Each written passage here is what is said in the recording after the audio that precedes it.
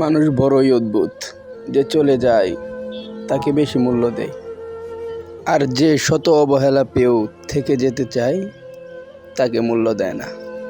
কাউকে অতিরিক্ত মূল্য দিয়ে নিজেকে সস্তা করে ফেলো না। নিজের মূল্যটা ধরে রাখার জন্য কখনো কখনো কঠোর হওয়া দরকার, কারণ সবাই অতিরিক্ত মূল্য পাওয়ার মর্যাদা বোঝে না। ভালো থাকতে হলে মাঝে মাঝে একটু নিষ্ঠুর হতে হয়।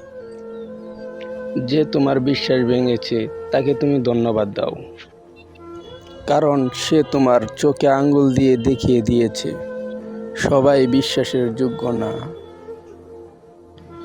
স্বার্থপর মানুষগুলো সফল হতে পারলেও সুখী হতে পারে না।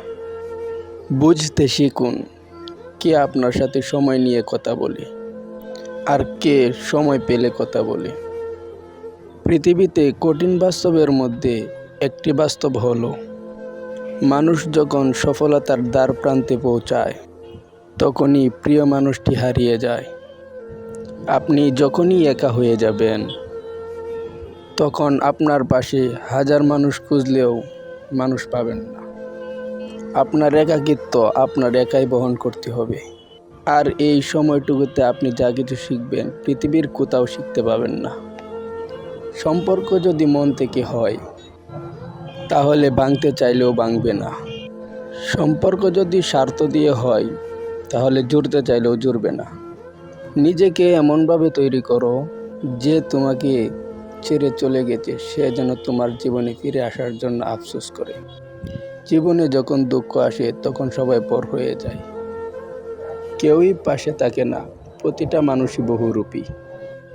আমরা একজনকে ঠিক ততটুকু চিনতে পারি যতটুকু সে আমাদের সামনে তুলে ধরবে। প্রিয় মানুষের সাথে কথা না বলে থাকাটা সত্যি খুবই কষ্টের।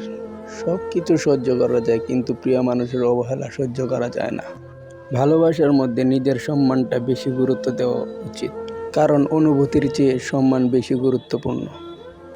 নিজের দুর্বল জায়গাটা কখনো কারো সামনে তুলে ধরতে নেই, কারণ একটা সময় আসবে তার কাছে দুর্বল জায়গায় আঘাত করার সবচেয়ে বড় অস্ত্র অনুভূতি, ভালোবাসা, মায়া। এগুলো যত কম প্রকাশ করবেন মানুষ আঘাত করার সুযোগ তত কম পাবে। যদি তুমি গরিব হও তোমার আত্মীয় স্বজনেরাও তোমাকে দেখে এড়িয়ে যাবে, আর যদি তুমি ধনী হও তোমার দূর সম্পর্কের আত্মীয়রাও তোমার খোঁজ নেবে। বেঁচে থাকার চেয়ে ভালো থাকাটা বেশি কঠিন। ইচ্ছে করলেই বেঁচে থাকা যায়, কিন্তু ইচ্ছে করলেই ভালো থাকা যায় না। একটা সম্পর্ক তৈরি করলেই হয় না, সেটার মর্যাদা দিতে হয়। পরের পার্ট দেখার জন্য অপেক্ষা করুন। সাথে থাকার জন্য ধন্যবাদ।